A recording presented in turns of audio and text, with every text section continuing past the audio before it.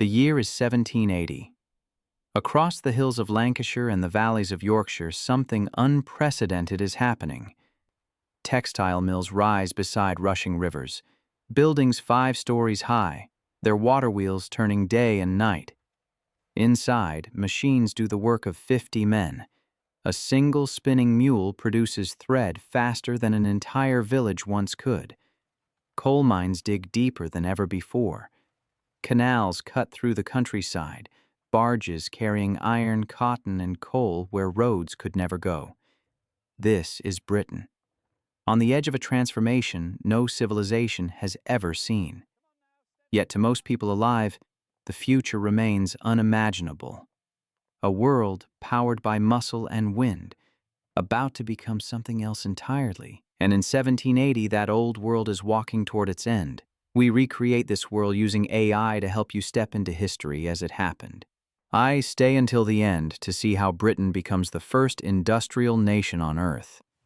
Before we step into the mills and factories, it helps to look at what Britain was like before all this began. Imagine the Britain of 1700. Most people never travel more than 10 miles from where they're born. 8 out of 10 people work the land. Villages cluster around manor houses and churches. Life follows seasons and sunlight. When darkness falls, work stops. In these villages, cloth making provides extra income. Picture a cottage in the west, Riding of Yorkshire.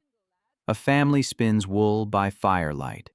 The father works a hand loom, his fingers moving through threads his wife and daughters have spun on spinning wheels. In a good week, he might produce 1 piece of cloth.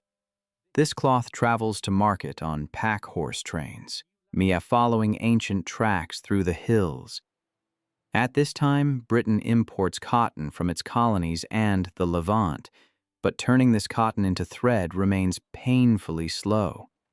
A skilled spinner working a traditional wheel produces perhaps 1 pound of thread per week.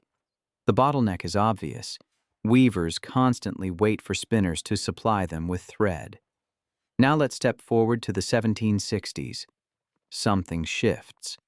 Inventors begin solving the thread problem. James Hargreaves, a weaver and carpenter in Lancashire, creates the spinning jenny in 1764. One person can now spin 8 threads at once. Picture the moment. What took 8 people can now be done by 1. From here, we move to Richard Arkwright, a barber turned entrepreneur. In 1769, he patents the water frame, a spinning machine powered not by human hands, but by flowing water. Imagine a building constructed beside a river, the water wheel turning, driving dozens of spindles simultaneously. This isn't a cottage anymore. This is something new, a factory. By the mid-1770s, these inventions collide with Samuel Crompton's spinning mule, combining the best features of both earlier machines. Thread production explodes. The ancient bottleneck breaks. But thread needs to become cloth, and cloth needs to be washed, and goods need to move. The entire system begins demanding more. More power, more transport, more coal, more iron. Leaving the textile innovations, we step into the workshops where James Watt improves the steam engine. Since 1712, Thomas Newcomen's engines have pumped water from coal mines, powerful but wasteful, consuming vast amounts of coal. Watt's genius, realized in 1776, creates an engine far more efficient. Light steam power becomes practical, not just for pumping, but for driving machinery. The implications ripple outward. At this time in 1780, Britain possesses several critical advantages that allow this transformation to accelerate. Let's walk through them. First, consider geography. Britain is an island, but not isolated. Every part of the country lies within 70 miles of the sea. Rivers flow from the interior hills to coastal ports. This matters because moving goods by water costs a fraction of moving them by road. A single barge on a canal can carry what would require 50 pack horses. The Duke of Bridgewater understood this. In 1761, he opened a canal connecting his coal mines at Worsley to Manchester. The price of coal in Manchester immediately dropped by half. If you stood on the banks in 1780, you'd watch an endless procession of barges, coal flowing into the city, manufactured goods flowing out. By this year, canal mania has seized Britain's investors. Companies are digging waterways across the Midlands, linking Manchester to Liverpool, Birmingham to the Trent. Picture Birmingham in 1780. 50 years earlier, it was a market town of 15,000 people. Now it approaches 50,000. The town hums with small workshops, metalworkers, tool makers, gunsmiths, button makers. Matthew Bolton's Soho manufactory employs over 700 workers, producing everything from silver plate to steam engines. This is where James Watt's engines are built, where theory becomes iron and brass. From here, we need to understand coal. Britain sits atop vast coal deposits in Northumberland, Durham, South Wales, the Scottish lowlands, and crucially in the Midlands and Lancashire, exactly where the textile mills are rising. Coal provides the energy that wood never could. As forests disappear, coal replaces charcoal in iron making. The Darby family at Coalbrookdale had figured this out decades earlier. By 1780, coke-smelted iron makes Britain's iron cheaper and more abundant than anywhere else on Earth. Think about what this means. Cheap iron creates better tools, stronger machines, more durable engines. Cheap coal powers those engines. Cheap transport via canals moves raw materials and finished goods. The system feeds itself. Now imagine the people caught in this transformation. John Kay had invented the flying shuttle back in 1733, letting one weaver do the work of two. But weavers attacked him, destroyed his house, drove him from England. So they saw their livelihoods threatened. In 1779, just last year from our vantage point in 1780, Ned Ludd, whether a real person or a mythic name, supposedly smashed stocking frames in Leicestershire. Workers aren't passive in this story. They see the machines coming and know what it means. Yet the momentum proves unstoppable. Consider Richard Arkwright. By 1780, he operates multiple mills in Cromford, Derbyshire, employing over 5,000 workers. His mills run day and night, 12-hour shifts, sometimes longer. If you walked through Cromford at midnight, you'd see the windows blazing with candlelight, hear the clatter of machinery, watch workers trudging through darkness toward the next shift. Who works these mills? Families move from the countryside seeking wages. Children, some as young as 7 or 8, work as scavengers, crawling beneath running machinery to collect loose cotton. Women operate the spinning machines. Men maintain the equipment and enforce discipline. The factory bell rules their lives now, not the sun. The technology spreads. Across Lancashire, Yorkshire, and Derbyshire, mill owners copy Arkwright's model. They build beside rivers, harness water power, install the new machines. Cotton imports through Liverpool surge, raw cotton from America and the Caribbean flowing into Britain in ever greater quantities. The port of Liverpool itself transforms, its docks expanding, slave trade profits funding industrial investment. The connections run deep and dark. At this moment in 1780, the political landscape supports this transformation. Unlike France or Spain, Britain has a parliamentary system that protects property rights and enforces contracts. Landowners in Parliament often own coal mines or invest in canals. They pass enclosure acts, consolidating agricultural land, pushing rural workers toward industrial towns. The state apparatus and the economic revolution align. From 1780 forward, the pace accelerates beyond anything contemporaries expected. Imagine standing in Manchester in 1780, then returning every few years. The transformation would stagger you. By 1782, Bolton and Watt steam engines are no longer experimental curiosities. They're spreading to mills, mines, and ironworks across Britain. Unlike water wheels, steam engines don't depend on rivers or seasons. A mill powered by steam can be built anywhere coal can reach, and coal can reach anywhere canals go. Picture the scene at a new steam-powered cotton mill in Manchester, perhaps 1785. The engine room dominates the building. A massive Watt engine, its beam rising and falling with mechanical precision. The engineer tends the boiler, monitoring pressure, feeding coal into the firebox. Steam hisses through pipes. The engine drives a central shaft running the length of the building. From this shaft, leather belts transfer power to each floor, where hundreds of spinning machines whir in synchronized rhythm. The noise is overwhelming. The air fills with cotton dust. Workers shout to be heard over the machinery. An overseer patrols the aisles, watching for mistakes, enforcing quotas. The machines never tire. They set the pace. Human workers must match them. I can't help but picture what this means for the people inside. A girl of 10 tends 3 spinning machines.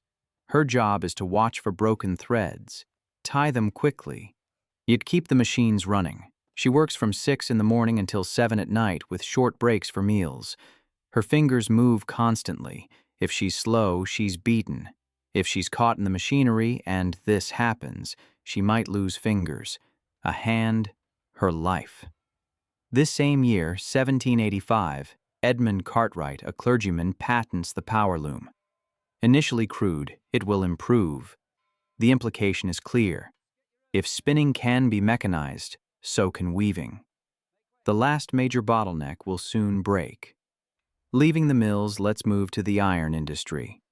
In 1784, Henry Cort patents the puddling process, allowing better refinement of pig iron into wrought iron. Combined with rolling mills, British iron production surges. Iron becomes cheap enough for bridges, rails, machinery frames, construction. The world begins to be rebuilt in iron. Think about the Iron Bridge spanning the Severn Gorge in Colebrookdale. Built in 1779, just a year before our starting point, it's the first iron bridge in the world, a demonstration of what's possible. If you crossed it in 1780, you'd feel history pivoting beneath your feet. Stone and wood are the old world. Iron is the new. By the late 1780s, the canal network has woven Britain together. The Grand Trunk Canal connects the Trent and Mersey rivers, linking the industrial Midlands to both coasts. The Birmingham Canal navigation spread like veins through the metalworking districts. Boats carry coal south, iron north, pottery east, finished goods west. The economy is integrating, specializing, accelerating. Now picture the social transformation occurring simultaneously. Industrial towns explode in population. Manchester grows from perhaps 30,000 people in 1770 to over 70,000 by 1790. Leeds, Birmingham, Sheffield, all surge. These towns rise faster than infrastructure can support them.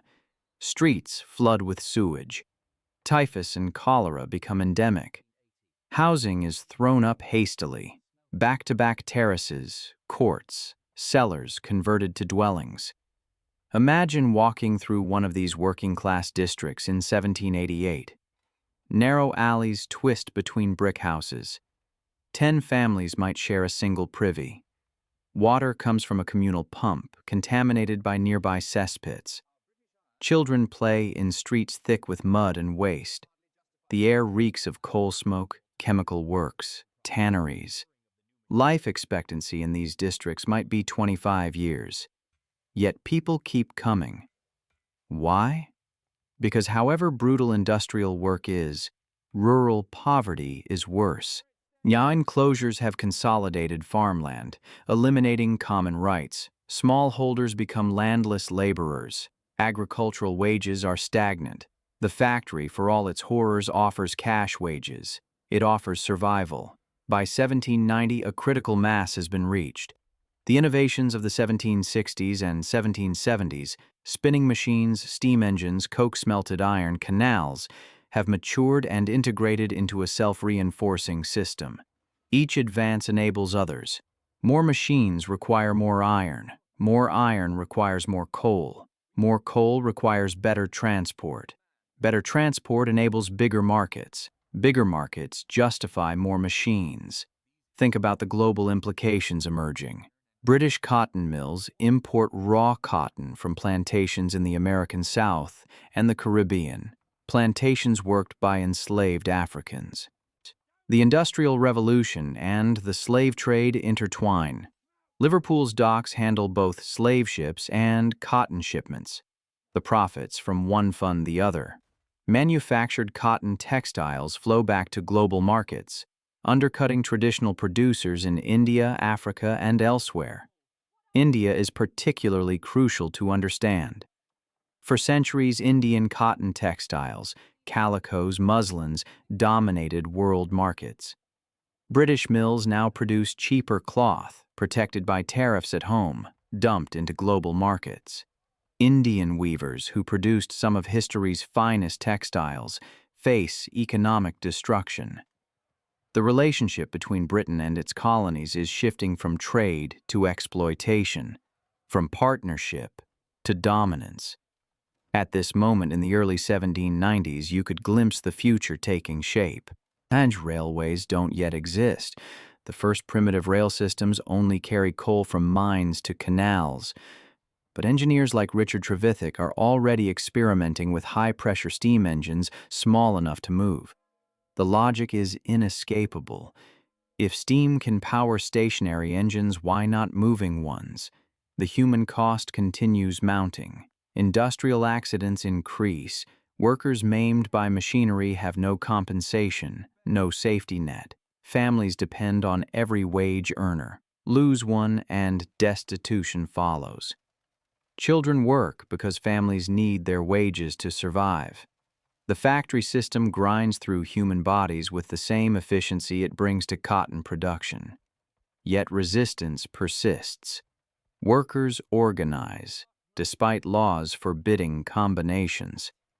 In 1792, the London Corresponding Society forms, linking workers across trades, demanding political reform and better conditions. The French Revolution across the Channel inspires and terrifies in equal measure. British authorities crack down, fearing revolution might spread. Picture a secret meeting in a pub cellar in Sheffield, 1794. Metal workers gather after their shifts, discussing wages, conditions, politics. They speak carefully. Spies might be present. Some advocate peaceful petition. Others whisper of more direct action.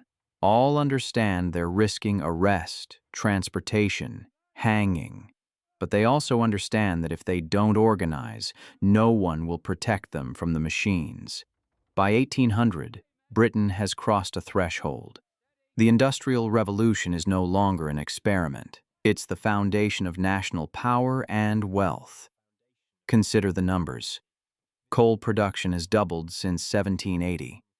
Iron production has tripled. Cotton textile exports have increased fivefold. Britain produces more manufactured goods than any nation on earth.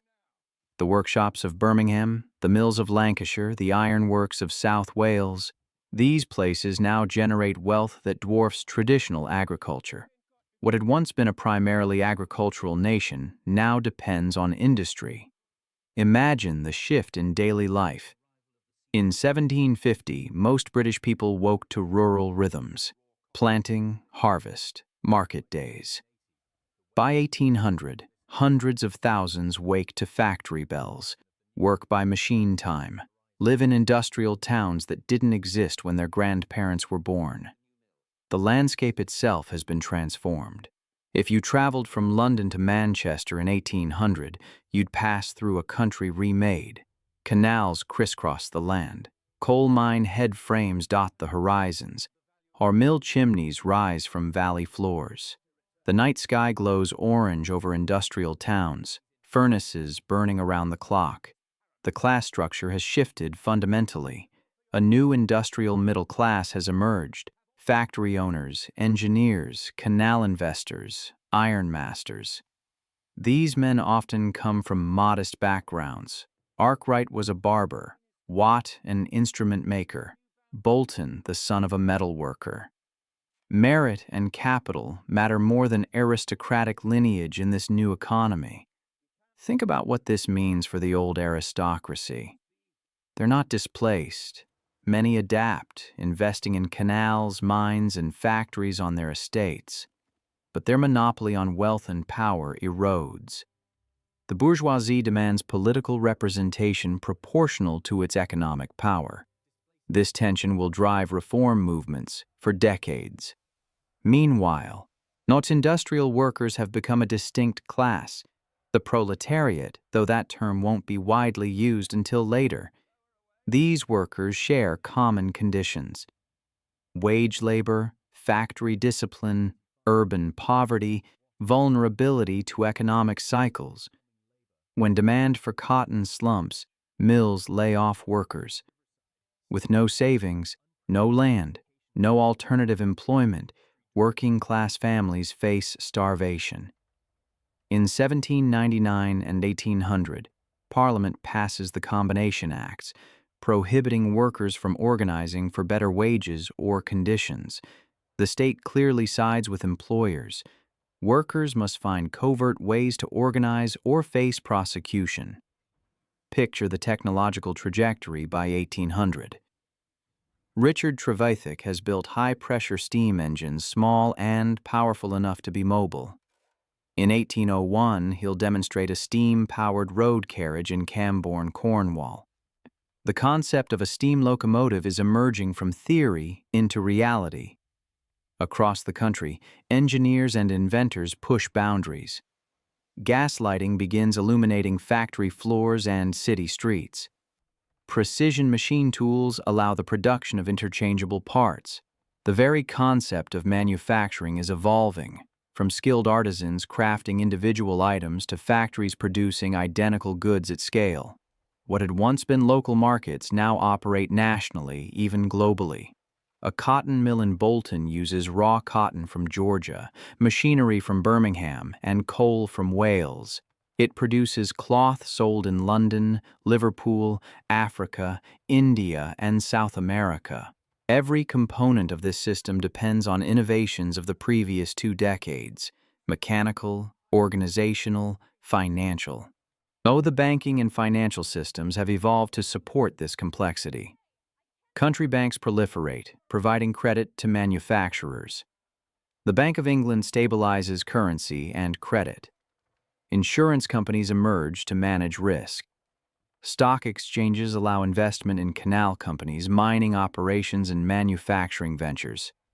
Capital flows to opportunity with increasing efficiency. By the turn of the century, Britain's lead over other nations has widened dramatically. France, despite its size and population, remains predominantly agricultural, its industrial development delayed by revolution and war. The German states are fragmented, their potential unrealized. The United States, though independent, is still primarily agrarian. Russia is centuries behind. India has been deindustrialized, Inuit's textile workers impoverished by British competition. Think about the environmental cost becoming visible by 1800. Rivers run black with dye and chemical waste.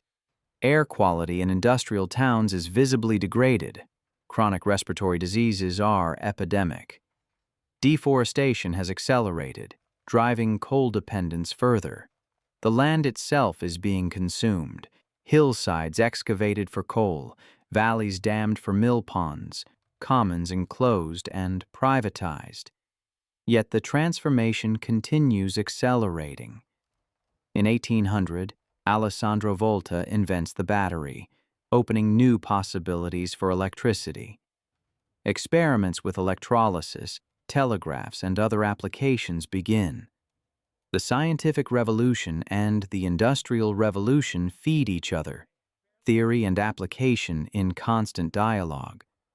As the 18th century closes and the 19th begins, Britain stands alone as an industrial nation.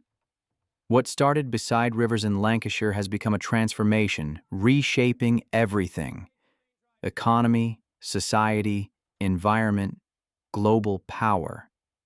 Imagine surveying Britain in 1805. War with Napoleonic France rages, but Britain's industrial base allows it to outproduce and outspend its enemies.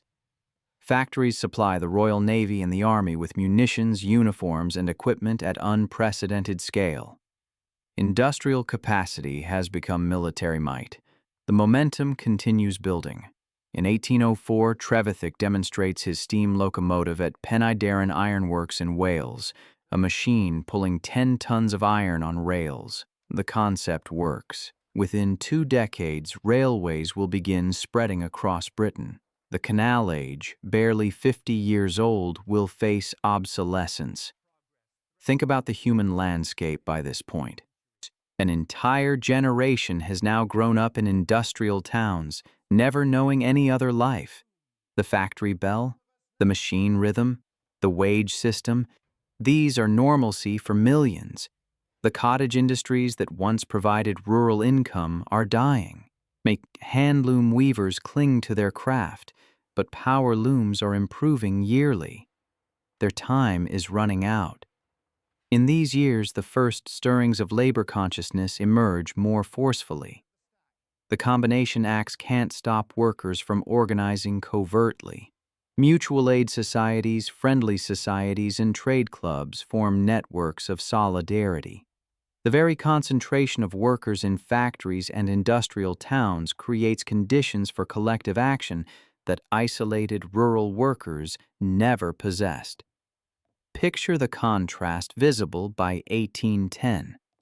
In London's West End, nouveau riche industrialists build Georgian townhouses, display their wealth, marry into aristocratic families. In Manchester's slums, children still work 14-hour days in mills, their stunted growth and chronic illness visible evidence of industrial brutality. Wealth and misery exist in proximity impossible in earlier eras. The intellectual response to industrialization is taking shape. Romantic poets like William Blake write of dark satanic mills contrasting with idealized rural England. Political economists like David Ricardo and Thomas Malthus theorize about wages, population, and industrial systems. Social critics begin documenting factory conditions, child labor, and urban poverty. By 1815, with Napoleon defeated, Britain dominates global trade. Its industrial products flood world markets. Its navy controls sea lanes. Its financial system centers global capital flows.